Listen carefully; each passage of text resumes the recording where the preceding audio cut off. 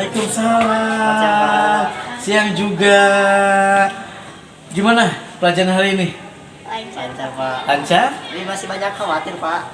Khawatir apa lagi?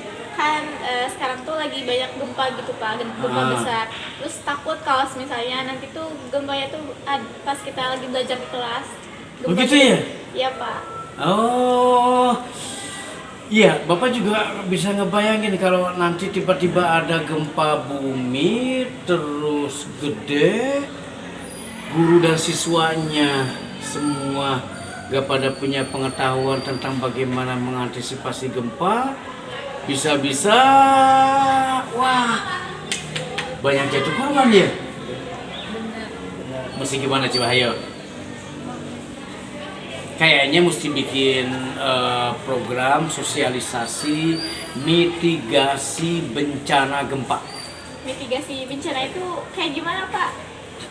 Nggak tahu ya. Oh, mitigasi bencana gempa itu artinya segala upaya yang perlu dilakukan untuk mengantisipasi dan meminimalisasi resiko gempa. Dalam hal ini gempa bumi, ini semuanya harus dikasih tahu supaya ketika ada gempa bumi sewaktu-waktu di sekolah kita, semua lagi di dalam kelas, Bapak tidak mau sekolah ini menjadi tempat banyaknya jatuh korban. Betul nggak? Betul Pak. Karena itu, nih Bapak punya ide. Bapak akan memberikan sosialisasi tentang mitigasi gempa bumi. Materinya ada, lihat aja, check it out. Halo semua, Indonesia berada di titik pertemuan 3 lempeng benua, yakni lempeng Pasifik, Eurasia, dan Indo-Australia.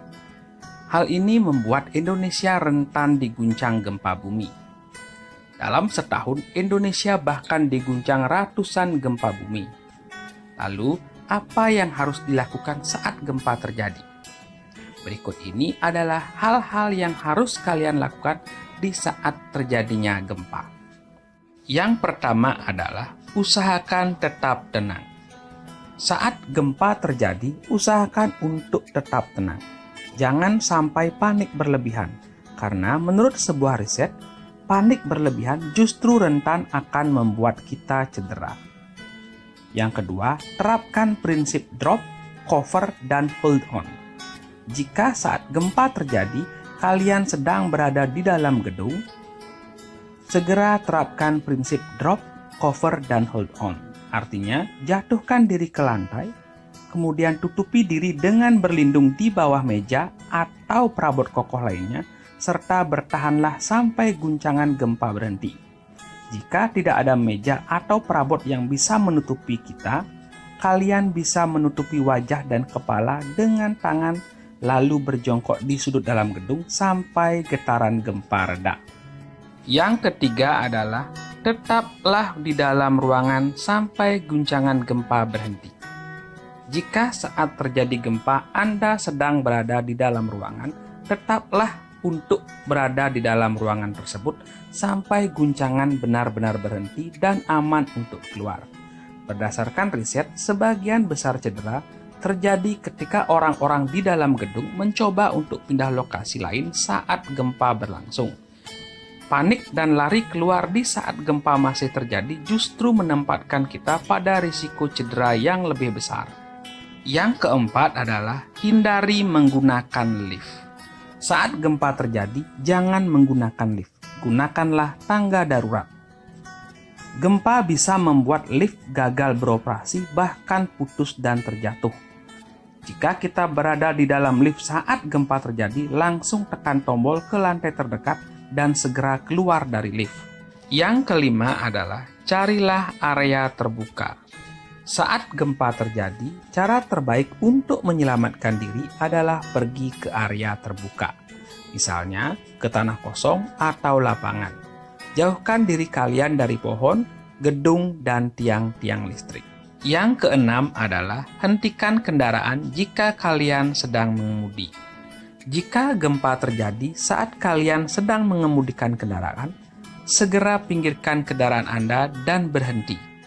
Disarankan untuk menghindari jalan layang, terowongan, jembatan, tiang lampu, tiang listrik, kabel listrik, pohon, bangunan, atau rambu besar dan papan reklame.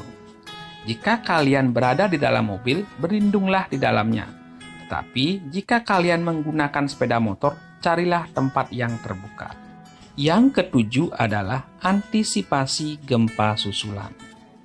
Jika guncangan gempa sudah berhenti, tahan dulu dan diam di tempat sekiranya 1-5 menit untuk mengantisipasi adanya gempa susulan.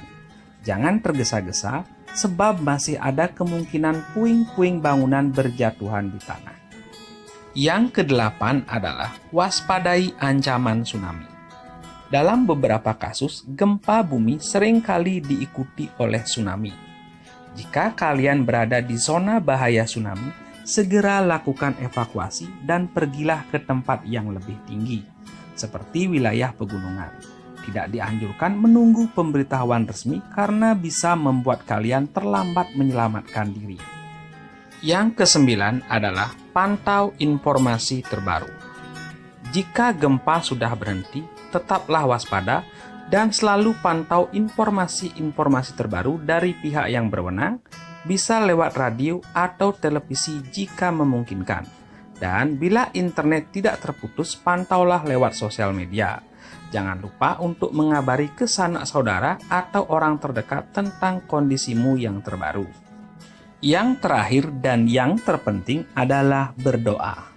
Jika gempa terjadi, ingatlah untuk tetap berdoa, agar kalian semua tetap mendapat perlindungan dari Yang Maha Kuasa.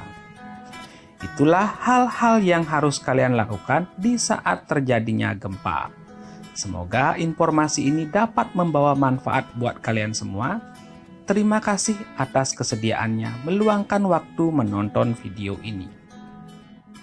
Nah, itu tadi info tentang mitigasi bencana gempa bumi. Penting kan? Penting banget, Pak. Kayaknya semua siswa harus pada tahu nih, Pak.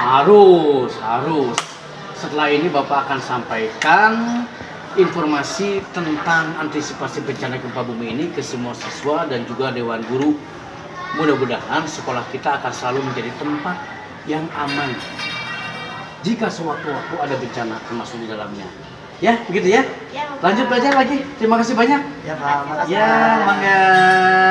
Assalamualaikum. Waalaikumsalam.